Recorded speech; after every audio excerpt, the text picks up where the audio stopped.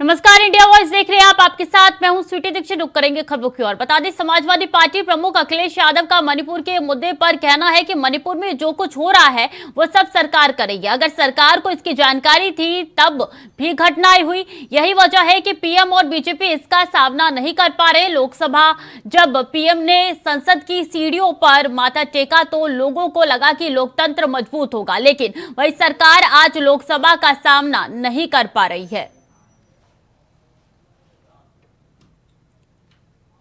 करा रही हूँ। मणिपुर में जो कुछ हो रहा है वो सरकार करा रही है। अगर सरकार की जानकारी में था उसके बाद भी वो घटनाएं हो रही हैं, और जिस तरह की तस्वीरें आ रही हैं, जिस तरह की खबरें आ रही हैं, और वही कारण बन रहा है कि प्रधानमंत्री जी या बीजेपी के लोग फेस नहीं कर पा रहे लोकसभा। हमें और आपको वो दिन याद करना चाहिए। उस देश की जनता को लगा था जब प्रधानमंत्री जी ने सीढ़ियों पर सर रखा था, लगा देश को कि लोकतंत्र इससे मजबूत होगा। आज वही सरकार लोकसभा को फेस नहीं कर पा रही।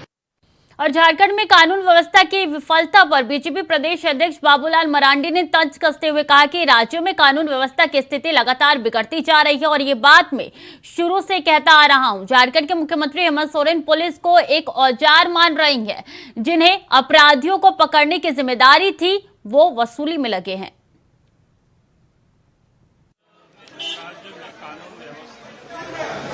लगातार बिगड़ती जा रही है और मैंने प्रारंभ से ही मैं कहते रहा हूं कि पुलिस का काम था अपराधियों को पकड़ना और उनको सजा दिलवाना। लेकिन झारखंड सरकार ने, राज्य के मुख्यमंत्री श्री हेमंत सोरेन जी पुलिस को एक टूल्स की तरह उपयोग कर रहे हैं।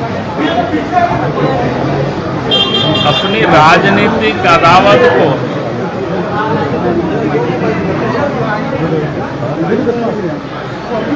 उससे कैसे निपटे, उस काम में पुलिस को लगा रखे। और शुक्रवार को मणिपुर मामले में संसदीय कार्य मंत्री प्रहलाद जोशी का कहना है कि विपक्ष शांति से चर्चा में हिस्सा नहीं लेते और संसद में किसी भी विधेयक को पारित करने में सहयोग नहीं करते।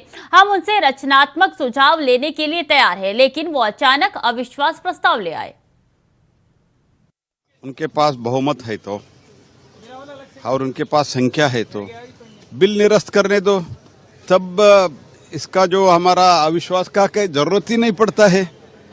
तो बिल वो शांति से चर्चा में भाग नहीं लेते हैं और पारित करने के लिए कोऑपरेट नहीं करते हैं। हम ये जो भी उनका कंस्ट्रक्टिव सुझाव है हम लेने के लिए तैयार है, लेकिन बीच में all of a sudden no confidence लाए, इसलिए कुछ हमारा सरकारी बिजनेस ही नहीं चलना चाहिए क्या? अविश्वास के प्रस्ताव का चर्चा के लिए जो समय सीमा है उस समय सीमा के अंदर अविश्वास का प्रस्ताव का चर्चा होगा। पूरा जो संबंधित हमारे जो लोग हैं उसको सरकार में जो बैठे हैं वो हम उत्तर देंगे, और हमको ये भी विश्वास है कि हमारे पास संख्या है, कोई प्रॉब्लम नहीं है। प्रधानमंत्री नरेंद्र मोदी 2 दिवसीय गुजरात दौरे पर है। अपने दौरे के दूसरे दिन यानी शुक्रवार को पीएम मोदी ने गांधीनगर में महात्मा मंदिर सम्मेलन केंद्र में सेमीकंडक्टर उद्योग पर आधारित एक प्रदर्शनी का उद्घाटन किया। सेमिकॉन इंडिया सम्मेलन 2023 में प्रधानमंत्री नरेंद्र मोदी ने कहा है कि जैसे सॉफ्टवेयर को अपडेट करना आवश्यक है, वैसे ही ये कार्यक्रम भी सेमिकॉन इंडिया के माध्यम से उद्योग विशेषज्ञों और नीति निर्माताओं के साथ संबंध अपडेट होते रहते हैं। मेरा ये भी मानना है कि संबंधों में तालमेल के लिए ये आवश्यक है। सेमिकॉन इंडिया के पहले एडिशन में हिस्सा लिया था और तब चर्चा इस बात की थी कि भारत में सेमीकंडक्टर सेक्टर में क्यों इन्वेस्ट करना चाहिए। लोग सवाल कर रहे थे, वाई इन्वेस्ट। अब हम 1 साल के बाद मिल रहे हैं तो सवाल बदल गया है। अब कहा जा रहा है वाई नॉट इन्वेस्ट। जैसे सॉफ्टवेयर को अपडेट करना जरूरी होता है, वैसे ही ये कार्यक्रम भी है। सेमिकॉन इंडिया के माध्यम से इंडस्ट्री के साथ एक्सपर्ट्स के साथ, पॉलिसी मेकर्स के साथ संबंध भी अपडेट होते रहते हैं और मैं समझता हूं हमारे संबंधों के सिंक्रोनाइजेशन के लिए ये बहुत आवश्यक भी है। खेल मंत्री अनुराग ठाकुर ने गुरुवार को देश में पहली बार आयोजित हो रही एशिया जूनियर और यूथ वेटलिफ्टिंग चैंपियनशिप का शुभारंभ किया। गौतम बुद्ध यूनिवर्सिटी में शुक्रवार से शुरू हो रही है और ये चैंपियनशिप 5 अगस्त तक आयोजित होने वाली है, जिसमें भारत की 30 सदस्यें इसमें शामिल होने वाली है। वहीं इस दौरान अनुराग ठाकुर ने कहा है कि भारत भविष्य में ओलंपिक का आयोजन करेगा और इस दिशा में हम आगे बढ़ रहे हैं। इसके लिए तैयारी अभी चल रही है। भारत ओलंपिक का आयोजन करना चाहता है और हम इसका बड़ा एवं भव्य आयोजन करने के लिए तैयार हैं, क्योंकि भारत ने खेलों के क्षेत्र में पीएम मोदी के नेतृत्व में बहुत अच्छा काम किया है और हमारे खिलाड़ियों ने बहुत अच्छा प्रदर्शन किया है।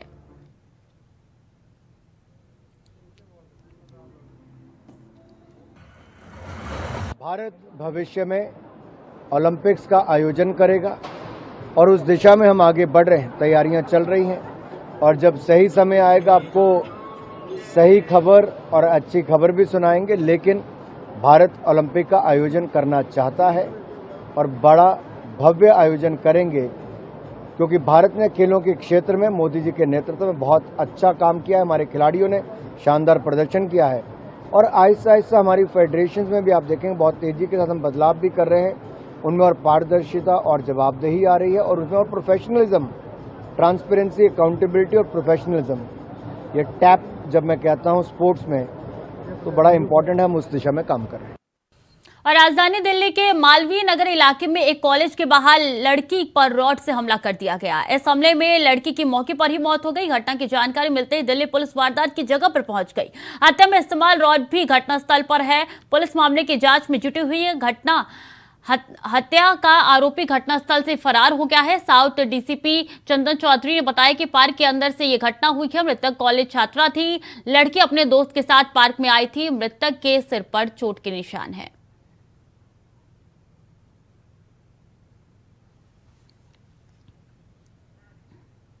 तो बता दें, मालवीय नगर की ये पूरी घटना है। आरोपी को गिरफ्तार कर लिया गया है और शादी से इनकार करने का ये पूरा मामला बताया जा रहा है, जिसके कारण आरोपी ने सर पे वार कर दिया लड़की के और लड़की बुरी तरीके से घायल हो गई, लहूलुहान हो गई। उसके बाद तुरंत ही उसकी मौत हो गई और पार्क में वो अपने दोस्त के साथ मौजूद थी। इस वक्त ये घटना को अंजाम दिया गया। आरोपी फिलहाल पुलिस के हिरासत में है और आगे की जांच पड़ताल की जा रही है। बता दें कि परिवार वालों की तरफ से शादी की मनाही कर दी गई थी और नरगिस लड़की का नाम बताया जा रहा है, जिसके ऊपर लगातार दबाव दिया जा रहा था आरोपी की तरफ से कि बातचीत करे, लेकिन नरगिस बात करने को तैयार नहीं थी, जिसके कारण गुस्से में आकर ये घटना को अंजाम दिया गया और मौत के घाट लड़की को उतार दिया गया। तो यही वो आरोपी है जो आपकी टीवी स्क्रीन पर नजर आ रहा है। मालवीय नगर की पूरी घटना है। पहुंच एरिया बताया जाता है मालवीय नगर को और ऐसे में दिन दहाड़े नेहरू कॉलेज की ये लड़की बताई जा रही है, जिसपे रॉड से हमला किया गया है और जिसको मौत के घाट उतार दिया गया है। मामला काफी संगीन है और ऐसे में दिल्ली पुलिस पे कई सवाल खड़े हो रहे हैं और ऐसे में एक बार फिर से राजधानी दिल्ली सवालों के कटघरे में खड़ी होती हुई नजर आ रही है। मौत का ये मामला है। लड़की के ऊपर एक बार फिर से हमला किया गया है। और आगरा में महिलाओं के विवाद ने तूल पकड़ लिया है, जहां एक ही समुदाय के दो पक्ष आमने सामने आ गए हैं। आपको बता दें कि दोनों ही पक्षों में जमकर मारपीट और पथराव हुआ। इतना ही नहीं, बेखौफ दबंग सिपाही की मौजूदगी में भी दबंगई दिखाने से नहीं चुके। जहां मारपीट और पथराव में कई लोग घायल भी हुए हैं, तो वही मारपीट और पथराव का घटना जो है सीसीटीवी में कैद हो गई है, जिसके बाद सूचना पर पुलिस थाना पहुंची, जांच पड़ताल में जुटी।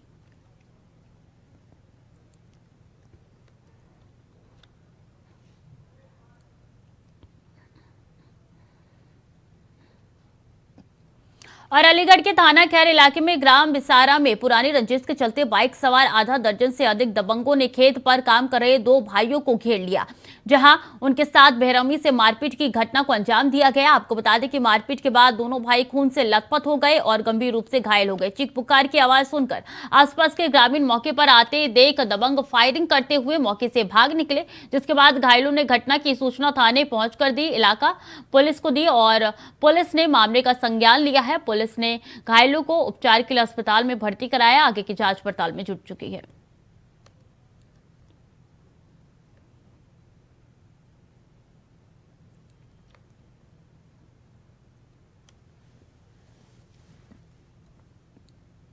तो पुलिस मामले की जांच में जुट चुकी है और ऐसे में बता दें कि आपसी रंजिश का ये पूरा मामला बताया जा रहा है, जिसके चलते दबंगों ने दो भाइयों की पिटाई कर दी। बता दें उस वक्त जब पिटाई करने के लिए दबंग पहुंचे थे तब दोनों भाई खेतों में काम कर रहे थे। इसके बाद से भारी संख्या में यहाँ पे दबंग पहुंचे थे, दोनों भाइयों को घेरा और जमकर पिटाई की गई। जब चीख पुकार के बाद ग्रामीण उनके पास उनको बचाने के लिए आए तो फायरिंग करते हुए दबंग निकल गए।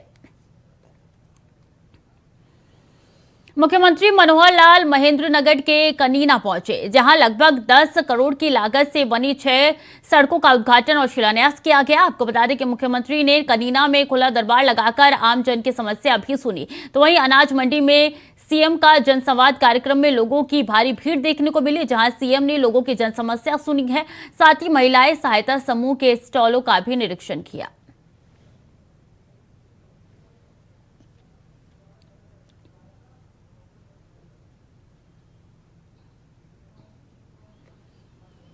वही अहम जानकारी आ रही है, जहां अमरनाथ यात्रा में पिछले साल का रिकॉर्ड टूट चुका है। अमरनाथ यात्रा के 27वें दिन 3.69 लाख श्रद्धालु पहुंचे हैं।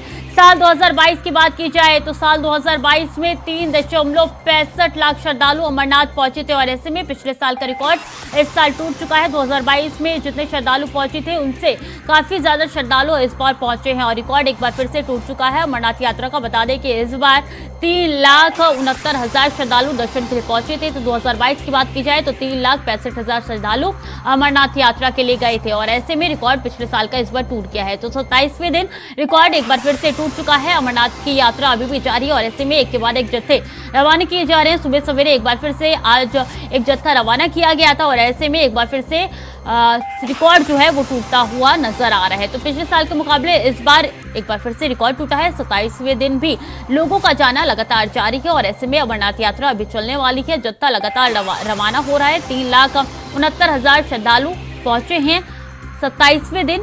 साल 2022 की बात की जाए तो 3,65,000 श्रद्धालु जो है वो दर्शन करके आए थे।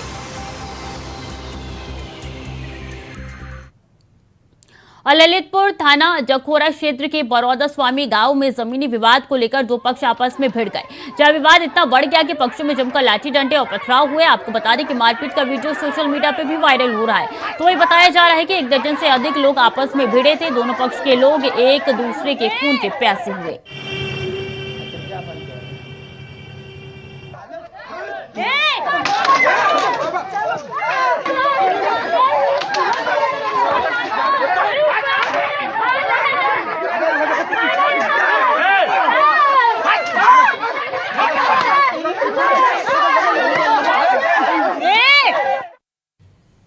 तो वहीं लखनऊ में सरकारी योजनाएं भ्रष्टाचार की भेंट चढ़ गई है, जहां ब्लॉक प्रमुख और बीटीओ की मिलीभगत से लाखों रुपए का भ्रष्टाचार हुआ है। बता दें कि क्षेत्र पंचायत की तरफ से आए 10 लाख रुपए सड़क निजी लोन में खर्च किए जाए। तो वहीं आम जनमानस के लिए उपयोग में आने वाली सड़क का निर्माण होने की बजाय निजी लोन को दिया गया। साथ ही सरकारी फायदा बख्शी का तालाब ब्लॉक के जिम्मेदारों ने सीतापुर रोड फौजी लोन से लक्ष्मीकांत के घर तक इंटरलॉकिंग का टेंडर जारी किया था, जहां ब्लॉक के जिम्मेदार अधिकारियों की मिलीभगत से निजी लोन में इंटरलॉकिंग सड़क बनवाई गई। पूरा मामला लखनऊ के बख्शी तालाब ब्लॉक का है।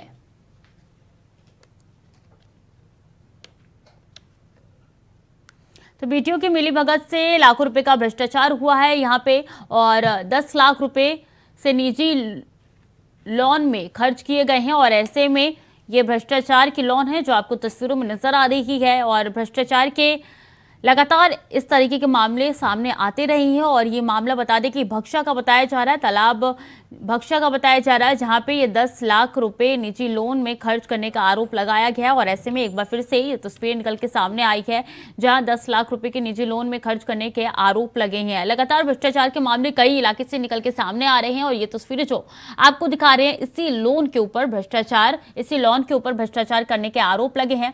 और ऐसे में बनाया जा रहा है कि गलत तरीके से ये लोन पास करवाया है और ये लेन बनवाया है।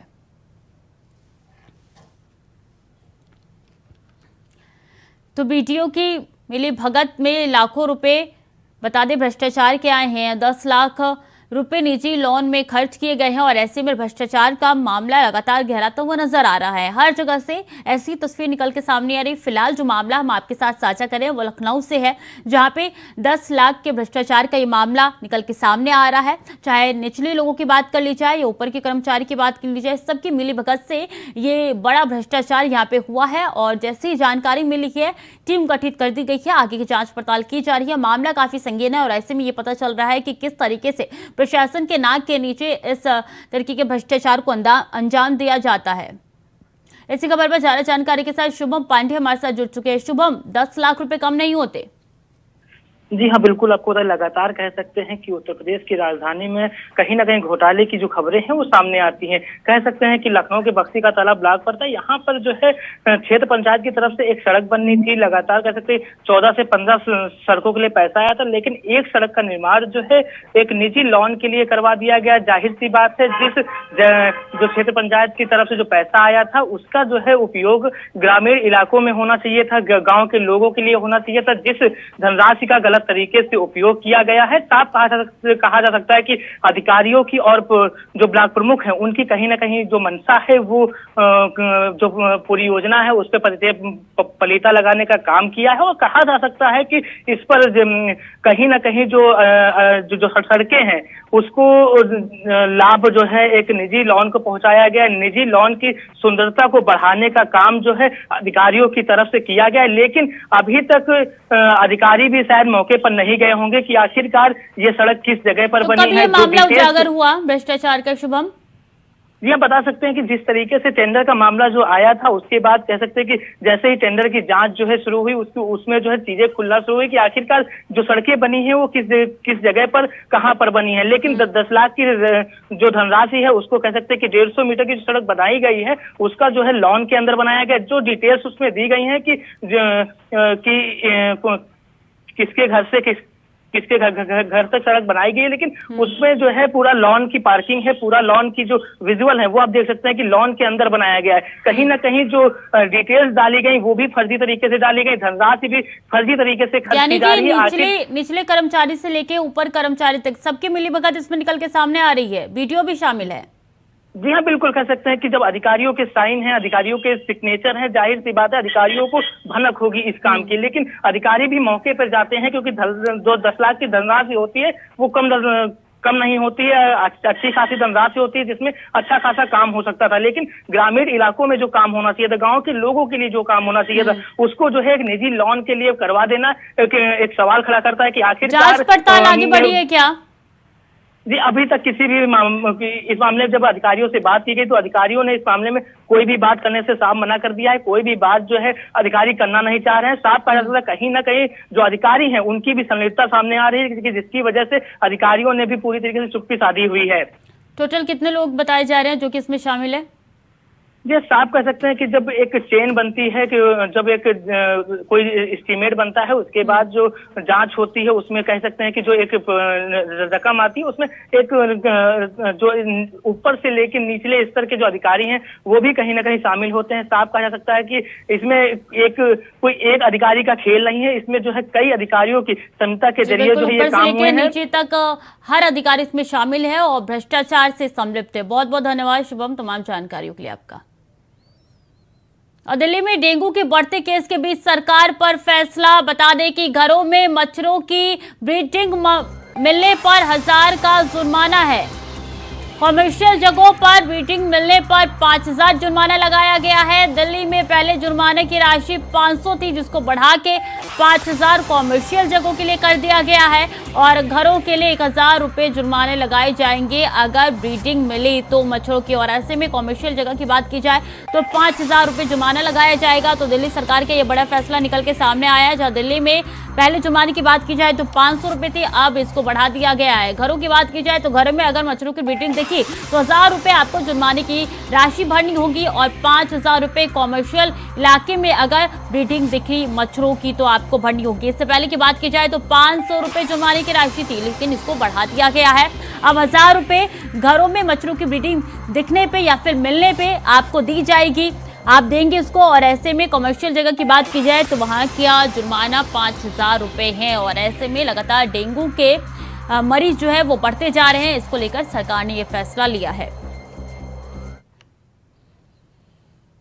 और विपक्षी दलों की इंडिया गठबंधन से जुड़ी हुई बड़ी खबर निकल के सामने आ रही है, जहां विपक्षी दलों की अगली बैठक मुंबई में होनी है। 25-26 अगस्त को मुंबई में होगी बैठक। मुंबई में विपक्षी दलों की तीसरी बैठक होने जा रही है। इससे पहले 2 बैठक हो चुकी है और जब दूसरी बैठक हुई थी तब ये कहा गया था कि आगे के विचार विमर्श के लिए, मंथन के लिए किस तरीके से एकजुट होकर चलना है, उसकी बैठक अब मुंबई में होगी और उसकी डेट निकल के सामने आ चुकी है। 25 और 26 अगस्त को अगली बैठक यानी कि तीसरी बैठक मुंबई में होने जा रही है। इंडिया जो कि विपक्षी दलों का गठबंधन का नाम है, उसको लेकर अब 25-26 अगस्त को मुंबई में मंथन होगा, कैसे आगे की रणनीति बनानी है।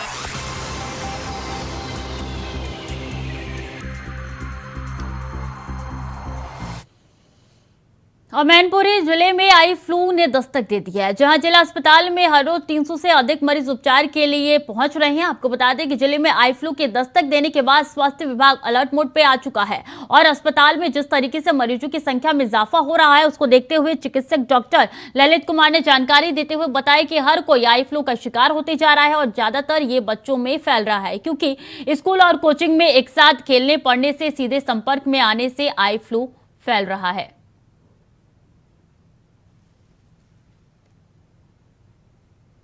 एक कंजक्टिवाइटिस है, आई फ्लू वायरल कंजक्टिवाइटिस है और डायरेक्ट टू डायरेक्ट कांटेक्ट से होता है, या तो डायरेक्ट संपर्क में आने से हो गया, या हाथ मिलाने से हो गया, या किसी का कपड़ा रूमाल इस्तेमाल करने से हो गया। किसी जो उसको वायरल फ्लू हो रखा है बस उसके डायरेक्ट कांटेक्ट में ना आए, बस यही बचाव है।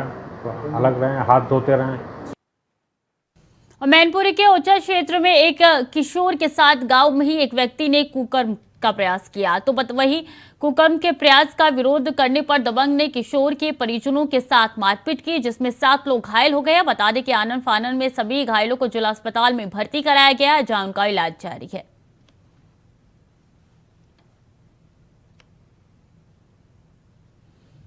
तो मारपीट में 7 लोग घायल बताए जा रहे हैं। मैनपुरी का ये पूरा मामला है और ऐसे में किशोर के साथ कुकर्म का प्रयास किया गया है और जैसे ही परिजनों ने इसका विरोध किया, उनके साथ मारपीट की गई है। 7 लोग घायल बताए जा रहे हैं।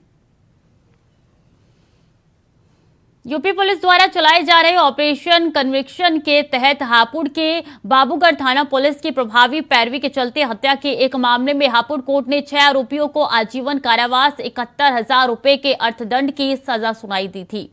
बता दें कि ऑपरेशन कन्विक्शन के तहत पॉस्को एक्ट व जघन्य अपराधों से संबंधित मुकदमों को चिन्हित कर पुलिस को प्रभावी पैरवी करने के निर्देश दिए गए हैं।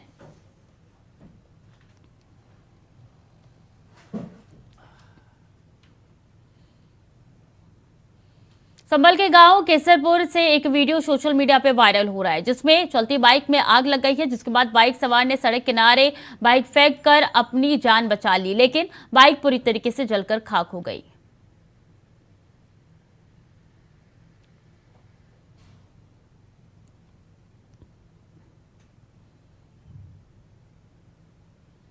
केंद्रीय विद्यालय अमहट का चयन प्रधानमंत्री की महत्वाकांक्षी योजना पीएम श्री के तहत किया गया है, जहां 5 सालों में ढांचागत विकास किया जाएगा। आपको बता दें कि प्राचार्य केपी यादव ने प्रेस वार्ता में बताया कि राष्ट्रीय शिक्षा नीति 2020 एक समावेशी और लचीली नीति है। इसमें औपचारिक शिक्षा 3 साल की आयु पूर्ण करने वाले बच्चों से शुरू हो रही है, जहां राष्ट्रीय शिक्षा नीति और शिक्षा का अधिकार अधिनियम 2009 को लागू करते हुए कक्षा 1 में प्रवेश के लिए 6 साल की आयु पूर्ण होने पर किया जा रहा है। जहां 21वीं सदी की चुनौतियों को ध्यान में रखते हुए ये शिक्षा नीति तैयार की गई है। केंद्रीय विद्यालय अमहट का पीएम श्री में हुआ चयन।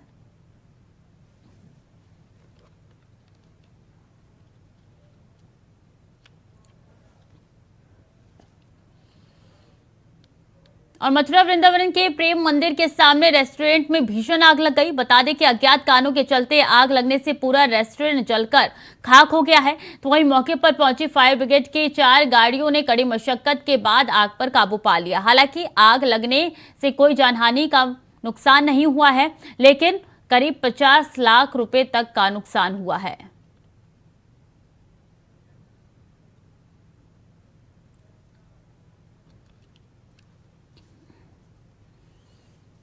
तो फिलहाल के लिए बुलेटिन में इतना ही। खबरें लगातार जारी है, देखते रहिए इंडिया वॉइस।